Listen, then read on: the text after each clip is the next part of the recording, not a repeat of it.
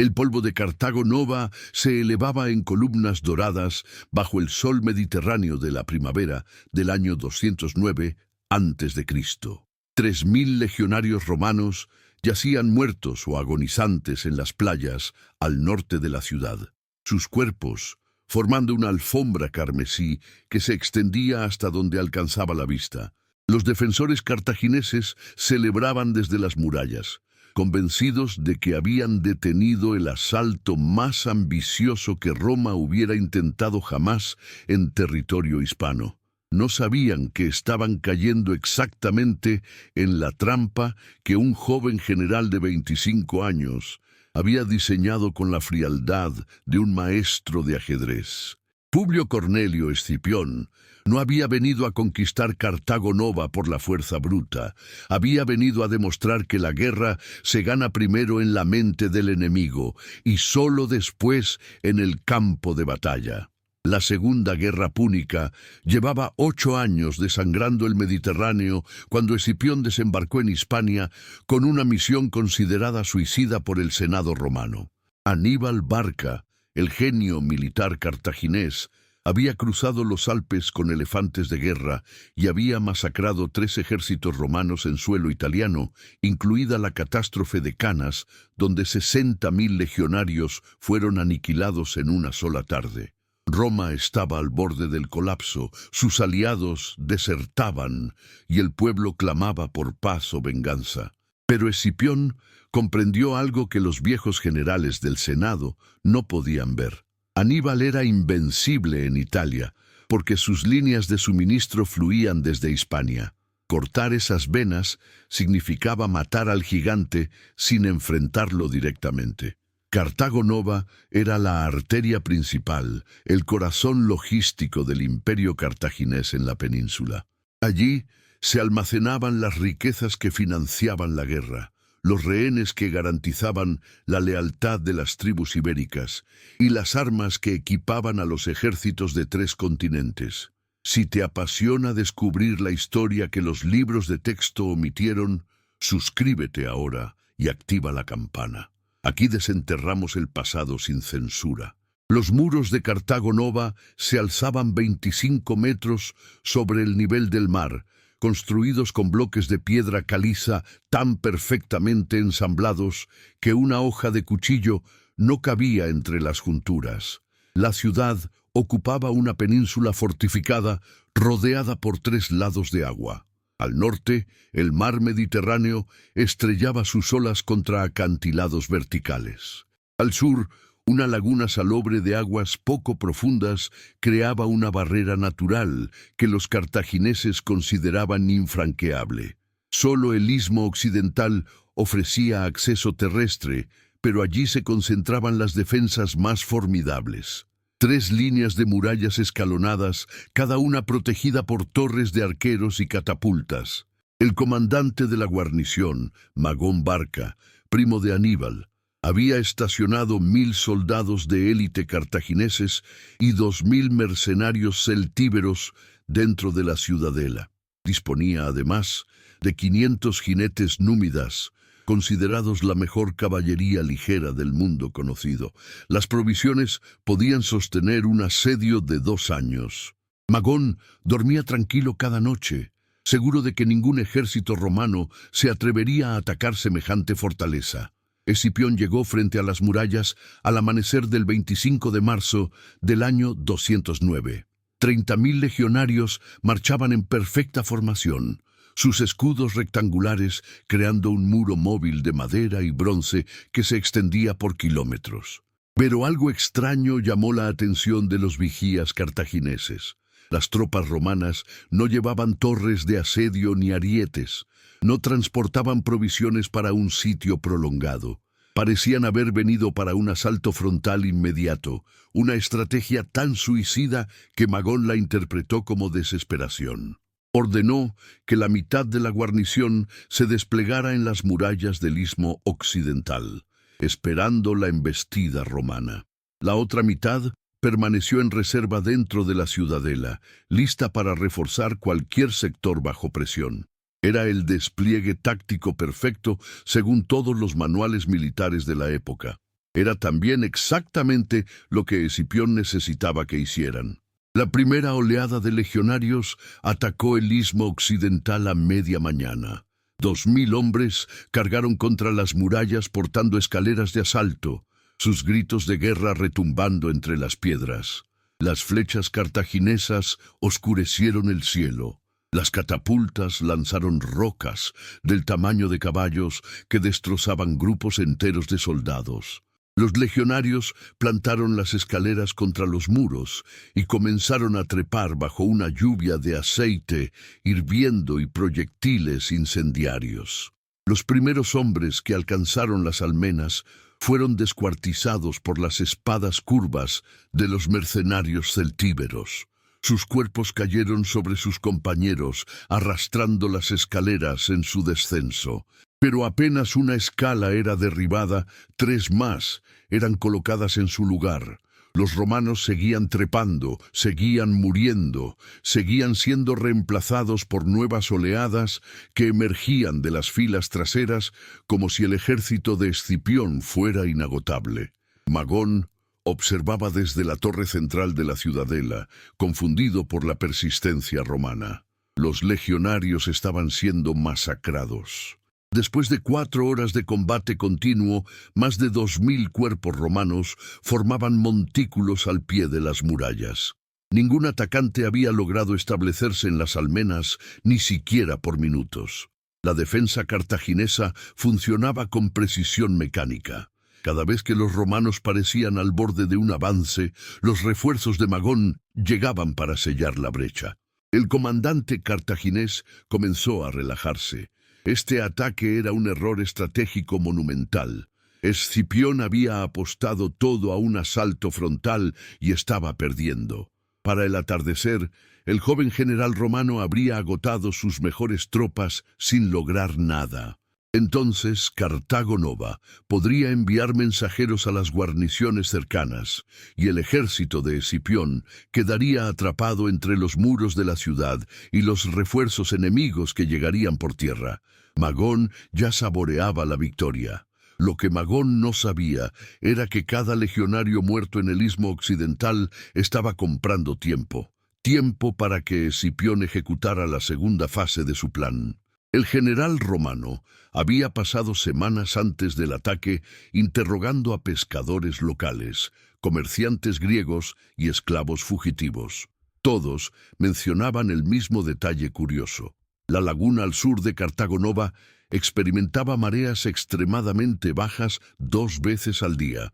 Durante esas mareas, el nivel del agua descendía tanto que era posible caminar por ciertas secciones del fondo.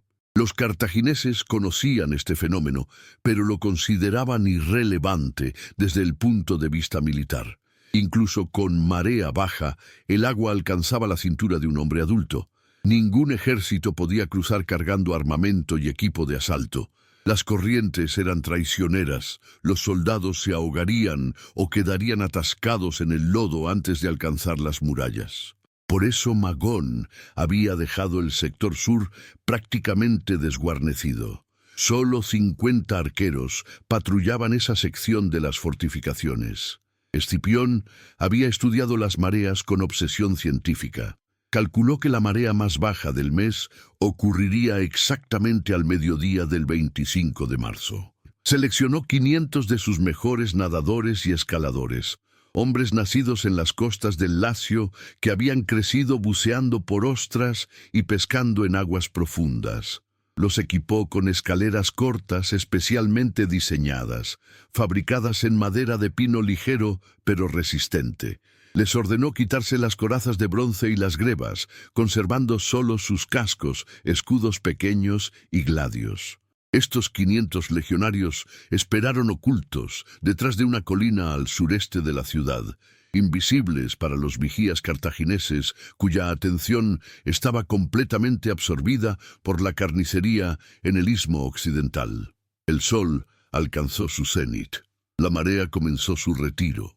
Escipión, que había estado observando el nivel del agua desde un promontorio elevado, dio la señal. Un cuerno de guerra sonó 3 veces. Los 500 hombres emergieron de su escondite y corrieron hacia la laguna. Entraron al agua en formación cerrada, las escaleras alzadas sobre sus cabezas. El agua les llegaba al pecho inicialmente, luego al abdomen, luego a la cintura. Magón escuchó los gritos de alarma desde el sector sur, pero inicialmente no les dio importancia. Pensó que era una finta, una distracción menor, mientras el verdadero ataque continuaba en el istmo. Cuando finalmente giró su atención hacia la laguna, los 500 romanos ya estaban a mitad de camino. Gritó órdenes desesperadas. Envió 200 defensores desde la reserva central hacia las murallas sur. Pero 300 metros de muralla son imposibles de guarnecer adecuadamente con 200 hombres en cuestión de minutos. Los primeros legionarios alcanzaron las murallas sur empapados pero intactos. Plantaron las escaleras contra las piedras y comenzaron a trepar con una velocidad que sorprendió a los defensores. Estos hombres habían entrenado escalando acantilados en las costas del Lacio. Subir 20 metros de muro de piedra con cuerdas y ganchos era su especialidad. Los 50 arqueros cartagineses del sector sur dispararon frenéticamente, pero sus flechas no podían detener a 500 hombres distribuidos en un frente tan amplio. Los primeros romanos alcanzaron las almenas. Surgieron del borde del muro como demonios, emergiendo del inframundo, el agua goteando de sus cuerpos bronceados por el sol mediterráneo, los gladios reluciendo bajo la luz del mediodía. Los arqueros cartagineses intentaron resistir en combate cuerpo a cuerpo, pero eran tiradores, no soldados de infantería. Fueron masacrados en minutos. Para cuando los 200 refuerzos de Magón llegaron corriendo desde la ciudadela central, 50 legionarios romanos ya habían establecido una cabeza de playa en las murallas sur. Esos 50 se convirtieron en 100, luego en 200. Los cartagineses contraatacaron con ferocidad desesperada, pero ahora luchaban cuesta arriba, tratando de retomar posiciones que los romanos defendían desde terreno elevado. La física simple de la geografía militar se volvió contra los defensores. Cada legionario que trepaba por las escaleras era recibido por compañeros que ya habían asegurado el perímetro. Cada cartaginés que intentaba desalojarlos tenía que correr por pasillos estrechos, mientras los romanos lanzaban jabalinas desde posiciones atrincheradas.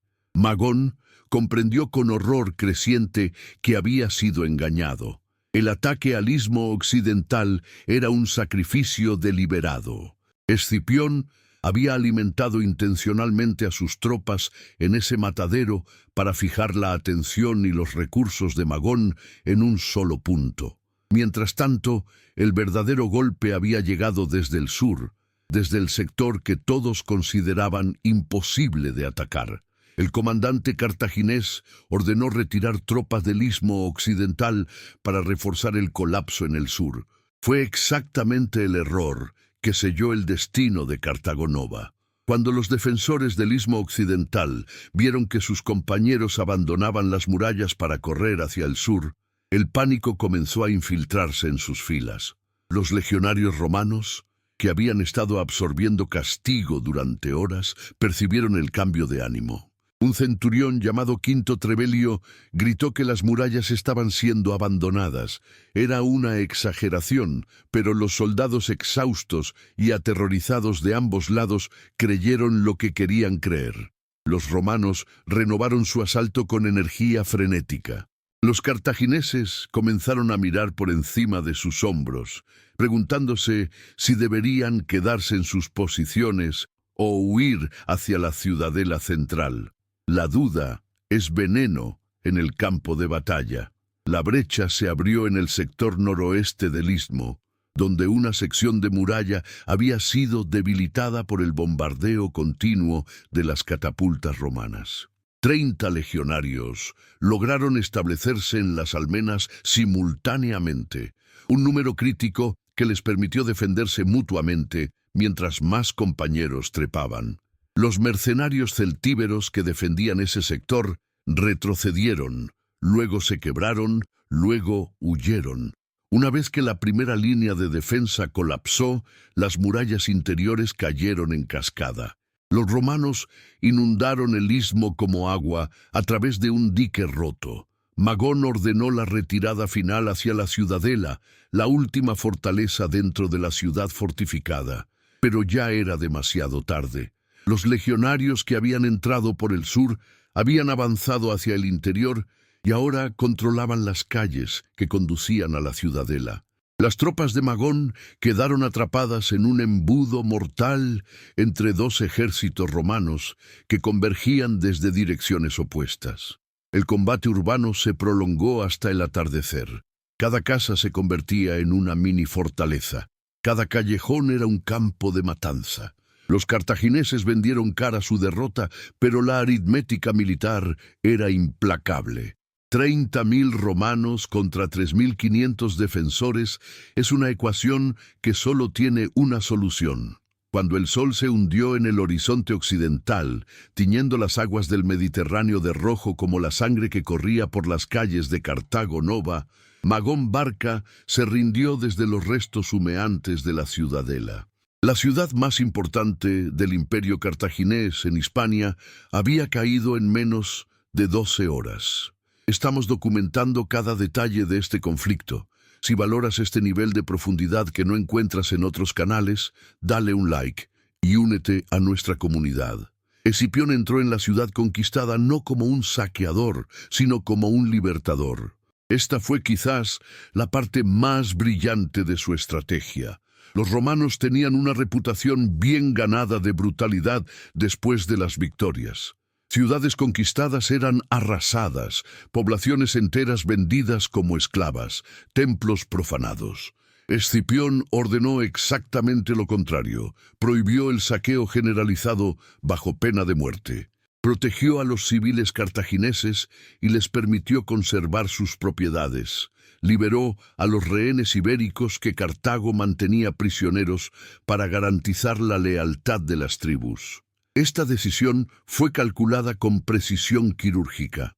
Esos rehenes eran príncipes, hijos de jefes tribales, herederos de reinos. Al liberarlos sin pedir rescate, Escipión transformó enemigos potenciales en aliados agradecidos. Las tribus ibéricas comenzaron a cambiar de bando masivamente. Los cimientos del poder cartaginés en Hispania temblaron. Pero había más. En los almacenes de Cartago Nova, Escipión encontró un tesoro que superaba sus expectativas más optimistas: 18.000 kilos de plata acuñada, 2.700 kilos de oro en lingotes, suficiente grano para alimentar su ejército durante 2 años, arsenales enteros de espadas, lanzas, armaduras y catapultas. Escipión ahora podía autofinanciar su campaña sin depender del Senado romano. Más importante aún, encontró los registros administrativos del imperio cartaginés en Hispania, mapas detallados de rutas comerciales, listas de tributos pagados por cada tribu aliada, nombres de agentes infiltrados en territorio romano, correspondencia cifrada entre Cartago y sus comandantes en el campo. Era inteligencia militar más valiosa que el oro. Escipión pasó semanas estudiando esos documentos, memorizando cada detalle, identificando las vulnerabilidades estructurales del sistema logístico enemigo. La noticia de la caída de Cartago Nova se extendió por el Mediterráneo como un incendio en un bosque seco. En Roma, el Senado, que había considerado a Escipión demasiado joven e inexperto, ahora lo celebraba como el salvador de la República. En Cartago, el Consejo de Ancianos entró en pánico. Habían perdido su principal base en Hispania, sus reservas financieras, su credibilidad con las tribus aliadas. Aníbal, todavía invicto en Italia, recibió la noticia con sombrío reconocimiento. Sabía que su guerra acababa de volverse infinitamente más difícil. Sin los recursos de Hispania, sus ejércitos en Italia comenzarían a debilitarse. Las deserciones aumentarían. Los refuerzos se volverían imposibles. Aníbal comprendió que su primo Magón no había perdido Cartago Nova por incompetencia. Había sido superado en estrategia por un adversario que pensaba en dimensiones que los generales tradicionales no consideraban. Pero Escipión no se detuvo ahí. Sabía que una victoria táctica brillante podía convertirse en trampa estratégica si el enemigo tenía tiempo de recuperarse. Envió columnas de caballería en todas direcciones para interceptar los mensajeros cartagineses que intentaban llevar noticias a las guarniciones cercanas. Organizó un espectáculo público donde desfiló a los prisioneros cartagineses ante representantes de todas las tribus ibéricas.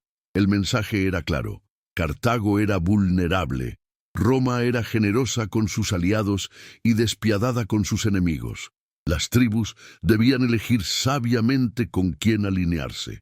Fue propaganda militar, ejecutada con la precisión de un bisturí. Los meses siguientes revelaron el verdadero genio del plan de Escipión. Con Cartago Nova como base operacional, lanzó una serie de campañas relámpago contra las guarniciones cartaginesas aisladas en Hispania. Atacaba con fuerzas concentradas, destruía al enemigo antes de que pudiera recibir refuerzos, y luego desaparecía antes de que los ejércitos cartagineses principales pudieran responder. Era una estrategia de guerrilla ejecutada por un ejército regular, algo prácticamente inaudito en la guerra antigua. Los comandantes cartagineses, acostumbrados a batallas campales decisivas según las tradiciones militares de la época, no sabían cómo responder. Cada vez que concentraban sus fuerzas para enfrentar a Escipión, él ya había atacado en otro sector completamente diferente. Para el año 208 a.C., Cartago había perdido el control efectivo de Hispania meridional. Las minas de plata que financiaban su imperio estaban en manos romanas. Las tribus ibéricas pagaban tributo a Escipión en lugar de a Cartago. Los puertos comerciales desde donde se enviaban suministros a Aníbal en Italia habían sido bloqueados o capturados. El hermano de Aníbal, Asdrúbal Barca, intentó marchar desde Hispania hacia Italia con un ejército de refuerzo, pero Escipión lo persiguió hasta los Pirineos, destruyendo su tren de suministros y forzándolo a huir con menos de la mitad de sus tropas originales. Cuando Asdrúbal finalmente cruzó los Alpes en el año 207, su ejército estaba tan debilitado que fue aniquilado en la batalla del río Metauro.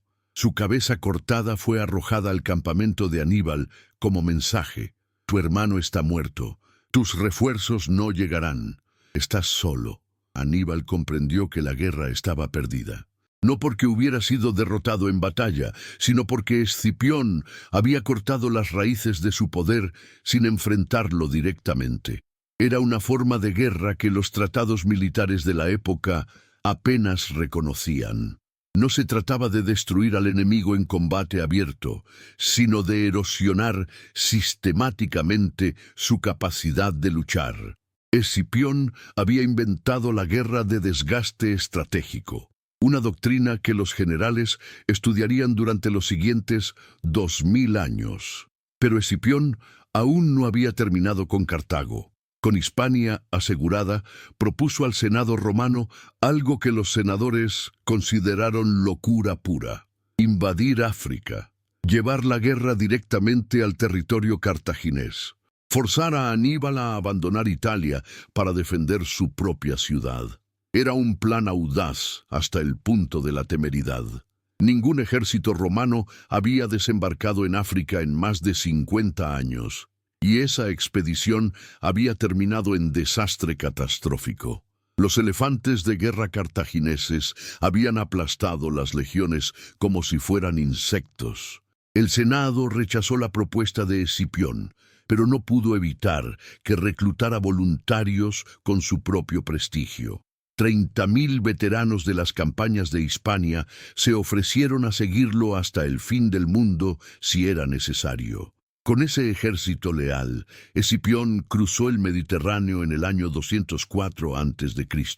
El desembarco en África fue otro golpe maestro de desinformación. Escipión hizo circular rumores de que planeaba atacar Útica, el principal puerto aliado de Cartago en la costa norte. Los cartagineses concentraron sus defensas allí, convocando aliados númidas y movilizando todos sus recursos. Escipión desembarcó 150 kilómetros al sur, en una playa desprotegida, y estableció su campamento base antes de que los cartagineses comprendieran lo que había sucedido. Luego lanzó incursiones sistemáticas contra las granjas y pueblos del interior africano. No buscaba conquista territorial, buscaba algo más devastador: destruir la base agrícola que alimentaba a Cartago, quemar cosechas, liberar esclavos, interrumpir rutas comerciales. Era terrorismo económico ejecutado con precisión militar. Cartago respondió enviando un ejército de 50.000 hombres bajo el mando de Asdrúbal Giscón y el rey númida Sífax. Escipión tenía 30.000 legionarios. Los números favorecían claramente a Cartago, pero Escipión ya no pensaba en términos de superioridad numérica. Pensaba en términos de ventaja psicológica. Propuso negociaciones de paz. Los cartagineses, sorprendidos por la oferta, aceptaron. Durante semanas, embajadores iban y venían entre los campamentos. Los cartagineses bajaron la guardia. Sus soldados se relajaron. Las patrullas se volvieron descuidadas. El campamento comenzó a parecerse más a una ciudad en paz que a una base militar en guerra. Entonces Escipión atacó en medio de la noche. Envió comandos especiales que prendieron fuego a las tiendas cartaginesas simultáneamente en docenas de puntos. El campamento se convirtió en un infierno de llamas, gritos y confusión total. Los soldados cartagineses despertaron rodeados de fuego, sin armaduras, sin armas, sin formación. Los legionarios romanos masacraron a los supervivientes mientras huían desesperados hacia la oscuridad. 40.000 cartagineses murieron esa noche. Asdrúbal Giscón escapó con apenas 5.000 hombres. Sífax fue capturado, encadenado y enviado a Roma para ser exhibido en el triunfo de Escipión. La noticia del desastre llegó a Cartago al amanecer. La ciudad entró en pánico. Las calles se llenaron de refugiados que huían de las incursiones romanas. El Consejo de Ancianos debatió frenéticamente sus opciones. Algunos proponían rendir la ciudad inmediatamente y aceptar cualquier término de paz. Otros insistían en continuar la resistencia. Finalmente, alguien sugirió la única carta que Cartago aún podía jugar: traer a Aníbal de regreso desde Italia, el único general que había derrotado a Roma una y otra vez, el hombre que los romanos temían más que a cualquier enemigo en su historia. El mensaje fue enviado. Aníbal recibió la orden de abandonar Italia después de 15 años de campaña ininterrumpida. Dicen que lloró cuando leyó el mensaje, sabiendo que significaba el fin de su sueño de conquistar Roma. Embarcó sus tropas restantes, cruzó el Mediterráneo y desembarcó en África en el año 202 a.C. Cartago ahora tenía lo que siempre había querido: su mejor general defendiendo su propia ciudad con un ejército fresco de 50.000 hombres que incluía 80 elefantes de guerra. El enfrentamiento final entre Escipión y Aníbal era inevitable. Dos genios militares que habían estudiado las batallas del otro, que habían aprendido de los errores del otro, que se respetaban como solo los verdaderos maestros pueden respetarse, estaban a punto de encontrarse cara a cara. Pero antes de ese encuentro decisivo, Escipión hizo algo extraordinario. Solicitó una reunión personal con Aníbal. Los dos generales se encontraron en campo neutral, a medio camino entre sus ejércitos. Hablaron durante horas sin testigos. Nadie sabe exactamente qué dijeron, pero las fuentes antiguas sugieren que Escipión intentó persuadir a Aníbal de que la guerra estaba perdida, que Cartago debía rendirse en términos generosos ahora, antes de que Roma exigiera la destrucción total de la ciudad. Aníbal escuchó cortésmente, pero rechazó la propuesta. No podía aceptar la derrota sin al menos intentar una última batalla.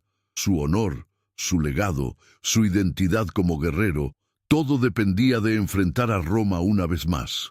La batalla se libraría en las llanuras de Sama, 80 kilómetros al suroeste de Cartago, en octubre del año 202 a.C. 50.000 cartagineses contra 40.000 romanos, 80 elefantes de guerra contra caballería númida que Escipión había reclutado después de capturar a Sífax. El destino del Mediterráneo occidental se decidiría en una sola tarde. Aníbal desplegó sus tropas en la formación tradicional que le había dado tantas victorias. Infantería pesada en el centro, elefantes en la vanguardia para romper las líneas enemigas, caballería en los flancos. Era el mismo plan que había destruido 3 ejércitos romanos en Italia. Era una táctica probada, refinada, perfeccionada en décadas de guerra. Escipión miró la formación cartaginesa desde su posición en la retaguardia romana y sonrió. Reconoció cada elemento del plan de Aníbal, porque había estudiado cada batalla que el cartaginés había librado. Sabía exactamente cómo respondería Aníbal a cada movimiento, y había preparado una respuesta para cada respuesta.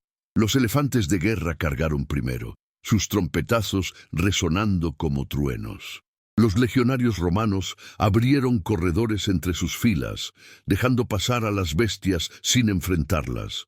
Los elefantes atravesaron las líneas romanas sin causar daño significativo y se perdieron en la retaguardia. Entonces, la caballería númida de Escipión atacó los flancos cartagineses, envolviendo el ejército de Aníbal exactamente como Aníbal había envuelto ejércitos romanos en Canas 16 años antes. La ironía era perfecta. El estudiante había superado al maestro usando las propias técnicas del maestro contra él. La batalla de Sama duró 6 horas. Cuando terminó, 20.000 cartagineses yacían muertos. Aníbal había sobrevivido, pero su ejército estaba destruido. Escipión ofreció términos de paz. Cartago pagaría indemnizaciones masivas, entregaría su flota de guerra, renunciaría a todas sus posesiones fuera de África. Nunca más declararía guerra sin permiso romano. Eran términos humillantes, pero no destructivos. Cartago seguiría existiendo como ciudad, mantendría su autonomía interna, conservaría su cultura. Aníbal aconsejó al Consejo de Ancianos aceptar. La alternativa era el aniquilamiento total. Cartago aceptó. La Segunda Guerra Púnica había terminado. Roma era ahora la potencia dominante del Mediterráneo occidental. Escipión regresó a Roma en triunfo. El Senado le otorgó el agnomen africano, el conquistador de África, el primer romano en recibir semejante honor. Las multitudes lo aclamaban en las calles como el salvador de la República. Pero Escipión sabía algo que el público celebrante no comprendía. Su victoria en Sama no había sido principalmente militar. Había sido psicológica, logística, estratégica. Había derrotado a Cartago destruyendo su economía, subvirtiendo sus alianzas, erosionando su voluntad de luchar. La batalla final fue solo la confirmación formal de una guerra que ya había sido ganada en las mentes, en las rutas comerciales, en los almacenes de grano y los tesoros de plata. Esta comprensión lo convirtió en uno de los generales más innovadores de la historia antigua. Escipión entendió que la guerra moderna, incluso en el siglo III a.C., no se ganaba solo con valentía y tácticas brillantes en el campo de batalla. Se ganaba cortando las líneas de suministro del enemigo, subvirtiendo su base política, destruyendo su credibilidad con aliados, erosionando la moral de su población civil. Era una forma de guerra total que anticipaba doctrinas militares que no se articularían formalmente hasta más de 2000 años después. Pero la historia de Escipión no termina con su triunfo en Roma. De hecho, la segunda mitad de su vida fue en muchos aspectos más fascinante y trágica que sus victorias militares. El hombre que había salvado a Roma de Aníbal descubriría que la república que defendió era tan peligrosa para sus héroes como para sus enemigos. Las intrigas políticas del Senado, las envidias de sus rivales, la ingratitud de un sistema que temía a sus propios generales exitosos, todo esto esperaba a Escipión después de su momento de máxima gloria. La historia no termina aquí. Asegúrate de estar suscrito para que YouTube te notifique inmediatamente cuando subamos la conclusión de esta saga. Guión. Parte 2. Scipião deixou eles entrarem. No meio só para depois. Fechar o cerco con forza. La victoria de Escipión africano en Zama debería haberle garantizado una posición de poder inquebrantable en Roma. Había logrado lo que 3 generaciones de comandantes romanos no pudieron hacer. Había derrotado a Aníbal Barca, el terror que había mantenido a Italia en estado de sitio durante 16 años. Había extendido el dominio romano sobre Hispania y el norte de África. Había convertido el Mediterráneo occidental en un lago romano. Las multitudes lo adoraban. Los soldados habrían marchado al infierno a sus órdenes, pero el Senado romano, esa institución de aristócratas ancianos obsesionados con el equilibrio de poder, veía en Escipión no un salvador, sino una amenaza. Si acabas de llegar, suscríbete para no perderte el archivo completo de documentales que estamos construyendo. La República Romana funcionaba bajo un principio fundamental. Ningún individuo podía acumular demasiado poder. Los cónsules gobernaban en pares y solo por un año.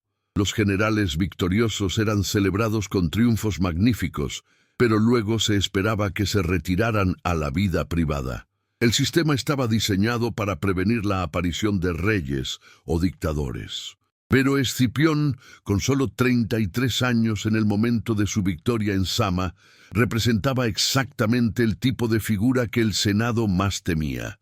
Un general carismático, con lealtad absoluta de sus tropas, inmensamente popular entre el pueblo, financieramente independiente gracias a los tesoros capturados en Cartago Nova.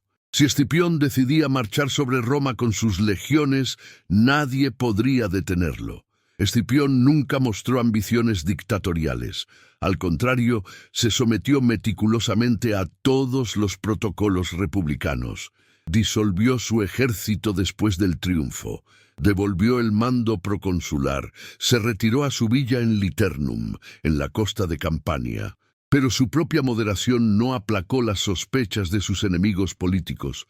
Los senadores conservadores, liderados por Marco Porcio Catón el Viejo, comenzaron una campaña sistemática de difamación. Acusaron a Escipión de haberse apropiado de fondos del tesoro capturado en Cartago. Alegaron que había aceptado sobornos del rey Seleucida Antíoco III durante sus campañas en Asia. Insinuaron que su estilo de vida helenístico, su amor por la cultura griega, su forma de vestir con toga griega en casa, eran pruebas de corrupción moral y falta de virtud romana tradicional. Las acusaciones eran absurdas. Escipión había capturado tesoros suficientes para financiar 10 guerras y había entregado todo al erario romano. Su supuesta corrupción financiera era una invención completa. Pero en la política romana del siglo II a.C., la verdad era menos importante que la percepción. Catón el Viejo, un orador brillante y despiadado, transformó las audiencias del Senado en tribunales públicos donde Escipión era juzgado no por crímenes reales, sino por ser demasiado exitoso, demasiado popular, demasiado diferente de los senadores mediocres que lo acusaban. El punto de quiebre llegó en el año 187 a.C. Escipión fue formalmente acusado de malversación durante sus campañas en Asia. El caso era tan endeble que incluso fiscales nombrados por el Senado admitían privadamente que no tenían evidencias. Pero el proceso continuó porque el objetivo no era condenar a Escipión legalmente, sino destruir su reputación públicamente. El día del juicio, Escipión entró al Senado no como acusado, sino como conquistador. Se paró frente a sus acusadores y pronunció un discurso que las fuentes antiguas recuerdan como devastador en su simplicidad. Recordó que era el aniversario de la batalla de Zama, el día en que había salvado a Roma de Cartago. Preguntó a los senadores si realmente querían pasar ese día procesando al hombre que les había dado el imperio. La audiencia en el foro estalló en aplausos. Los senadores se sintieron avergonzados. Los cargos fueron retirados. Pero Escipión comprendió que había ganado la batalla y perdido la guerra. Su posición en Roma era insostenible. Cada victoria política lo convertía en una amenaza mayor para el sistema. Si permanecía en la ciudad, tendría que pasar el resto de su vida defendiéndose de acusaciones fabricadas. Sus enemigos nunca descansarían mientras él viviera, así que tomó la decisión más romana de todas. Se exilió voluntariamente.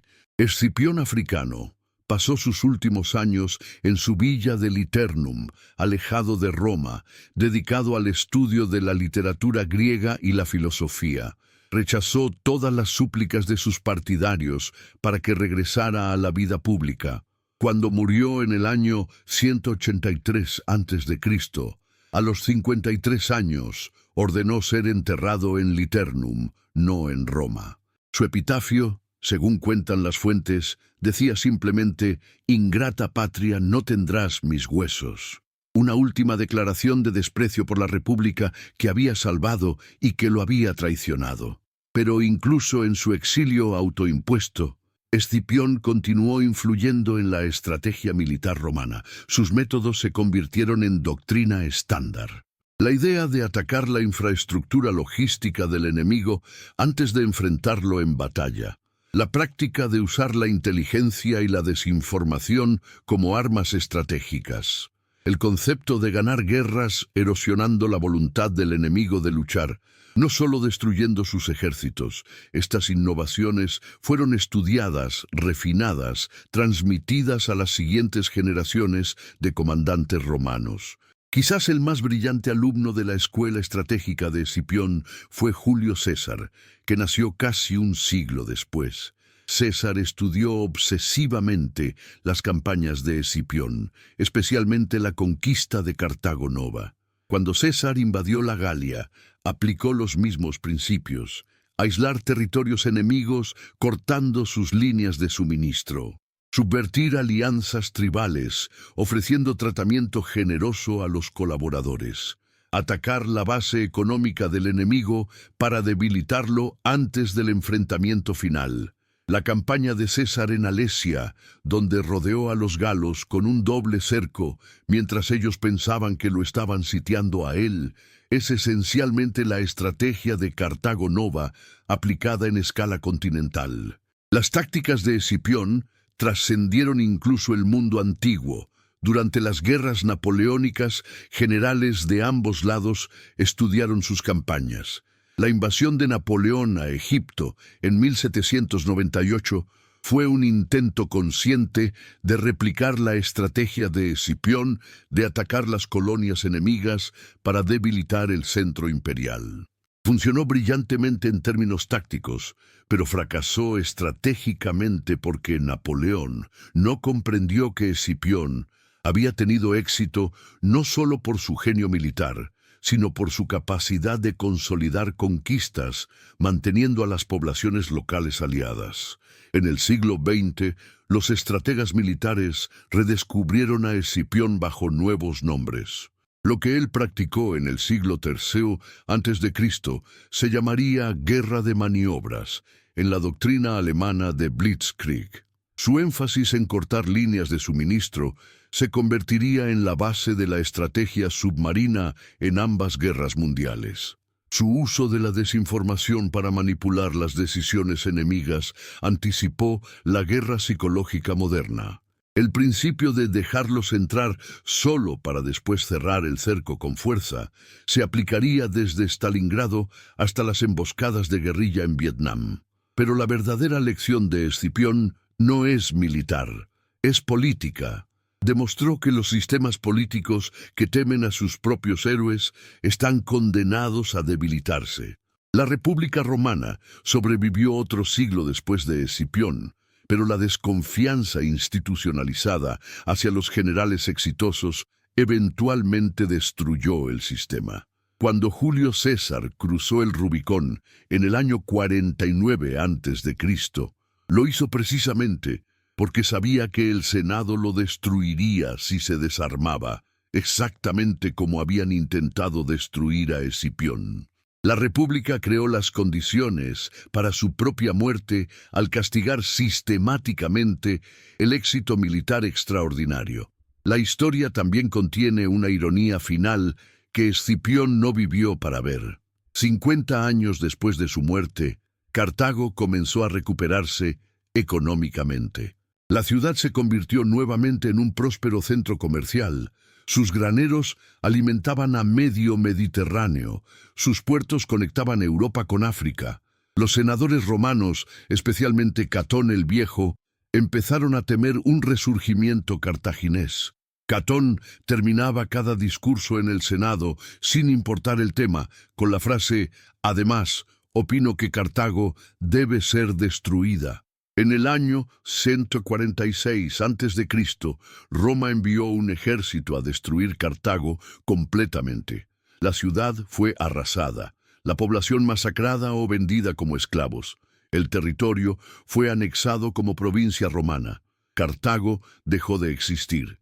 Si Escipión hubiera vivido para presenciar la destrucción total de Cartago, probablemente la habría considerado un error estratégico. Él había entendido que un enemigo derrotado pero vivo puede convertirse en aliado, que la destrucción total crea resentimientos que duran generaciones, que la verdadera victoria no es eliminar al adversario, sino transformar la relación de hostilidad en cooperación.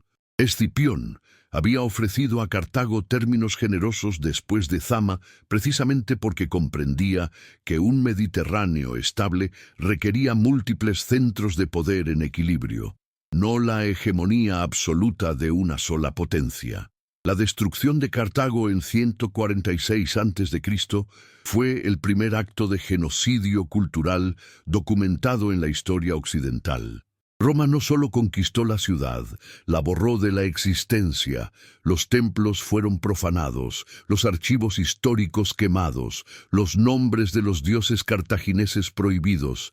Incluso se esparció sal sobre las ruinas para que nada pudiera crecer allí, aunque esto probablemente sea un mito posterior. Lo que no es mito es que Cartago, una de las civilizaciones más antiguas y sofisticadas del Mediterráneo, fue eliminada tan completamente que casi todo lo que sabemos sobre ella proviene de fuentes romanas, escritas por sus enemigos. Escipión africano habría reconocido esto como una victoria vacía.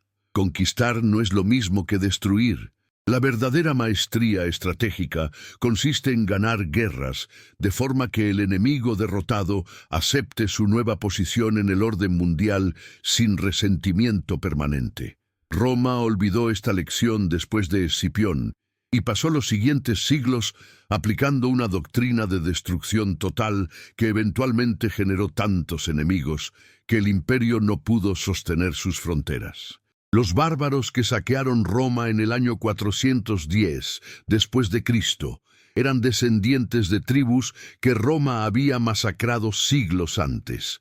En contraste, los territorios que Escipión conquistó en Hispania permanecieron leales a Roma durante siglos. Las tribus ibéricas que él había liberado de la opresión cartaginesa se convirtieron en algunos de los aliados más confiables de Roma. Proporcionaron soldados, recursos, bases militares. La península ibérica se romanizó tan profundamente que el español moderno es descendiente directo del latín, y algunas de las figuras más importantes del Imperio Romano, incluidos los emperadores Trajano y Adriano, nacieron en Hispania. Esta es la medida real del éxito de Escipión. No solo conquistó territorios, integró civilizaciones. Sus métodos también influyeron en la forma en que Roma trataba a los pueblos conquistados en general. Antes de Escipión, la práctica romana era bastante brutal. Poblaciones enteras eran esclavizadas, ciudades resistentes eran arrasadas como advertencia. Después de Escipión, Roma comenzó a ofrecer ciudadanía romana a las élites locales de territorios conquistados. Les permitía mantener sus estructuras políticas internas. Les garantizaba protección legal bajo la ley romana. Este sistema de romanización suave fue lo que permitió a Roma construir un imperio que duró 1000 años. Fue también la mayor contribución de Escipión a la civilización occidental, aunque él nunca recibió crédito por ello. Hay una última dimensión de la historia de Escipión que merece atención: su relación personal con Aníbal después de la guerra. Las fuentes antiguas cuentan que los dos generales mantuvieron correspondencia epistolar durante años. Se respetaban mutuamente como artistas respetan a otros artistas. Aníbal supuestamente dijo que Escipión era el segundo mejor general de la historia, después de Alejandro Magno y antes que él mismo. Escipión respondió que si Aníbal hubiera ganado en Zama, se habría considerado el mejor general de todos los tiempos, superior incluso a Alejandro. Era el tipo de conversación que solo podían tener hombres que se habían enfrentado al máximo nivel de competencia y habían emergido con respeto mutuo intacto. Cuando el Senado romano exigió que Aníbal fuera extraditado para ser ejecutado como criminal de guerra, Escipión se opuso públicamente. Argumentó que un enemigo derrotado con honor merecía vivir en paz. El Senado ignoró su consejo. Enviaron emisarios a Bitinia, donde Aníbal había buscado refugio, exigiendo su entrega.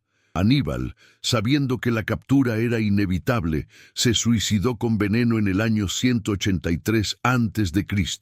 Escipión murió el mismo año, posiblemente el mismo día, aunque las fuentes antiguas no están de acuerdo en las fechas exactas. Los dos más grandes generales de la Segunda Guerra Púnica salieron de la vida casi simultáneamente, ambos derrotados no en el campo de batalla, sino por los sistemas políticos que habían servido. Esta coincidencia ha inspirado especulación romántica durante 2000 años. Algunos historiadores antiguos sugirieron que Escipión se dejó morir de pena al enterarse del suicidio de Aníbal. Otros propusieron que ambos fueron envenenados por agentes romanos que los consideraban amenazas políticas. Lo más probable es que simplemente fuera coincidencia. Pero la sincronicidad de sus muertes se convirtió en símbolo de una época que terminaba. La era de los grandes capitanes individuales que podían cambiar el destino de naciones con su genio personal estaba llegando a su fin. Roma estaba evolucionando hacia un sistema más institucionalizado, donde el éxito militar dependía de recursos y organización más que de liderazgo carismático individual. Sin embargo, el modelo de Escipión nunca desapareció completamente. Cada cierto tiempo en la historia militar surge un comandante que comprende intuitivamente lo que Escipión enseñó: que la guerra es fundamentalmente un ejercicio de voluntad política, que las batallas son solo medios, no fines, que la verdadera victoria consiste en hacer que el enemigo acepte tu voluntad sin necesidad de destruirlo completamente. Napoleón comprendió esto durante su ascenso, aunque lo olvidó durante su caída. Von Moltke lo aplicó en las guerras de unificación alemana. Patton lo practicó en su avance a través de Francia. Schwarzkopf lo demostró en la Guerra del Golfo con su estrategia de maniobra de izquierda, que evitó un asalto frontal costoso. En el campo de los negocios y la estrategia corporativa, los métodos de Escipión se han convertido en doctrina estándar bajo diferentes nombres: ataque preventivo de mercado, disrupción de la cadena de suministro del competidor, guerra psicológica de marca. Todos estos conceptos derivan de la misma intuición fundamental que Escipión aplicó en Cartago Nova: identificar el centro de gravedad del enemigo. Atacar donde es más vulnerable, no donde es más fuerte. Crear situaciones donde la respuesta obvia del adversario juegue directamente a tus fortalezas. Steve Jobs era un estudiante inconsciente de Escipión cuando diseñó la estrategia de Apple de atacar no la participación de mercado de Microsoft, sino la percepción de marca. Jeff Bezos aplicó principios escipiónicos cuando construyó la infraestructura logística de Amazon, no para competir con minoristas existentes, sino para hacer que su modelo de negocio fuera irrelevante. La lección más profunda de la vida de Escipión, sin embargo, es sobre el costo personal del liderazgo excepcional. Salvó a Roma y fue recompensado con exilio. Revolucionó la guerra y fue acusado de traición. Demostró virtud y sabiduría extraordinarias y murió amargado y rechazado por la patria que había defendido. Esta tragedia no es accidental.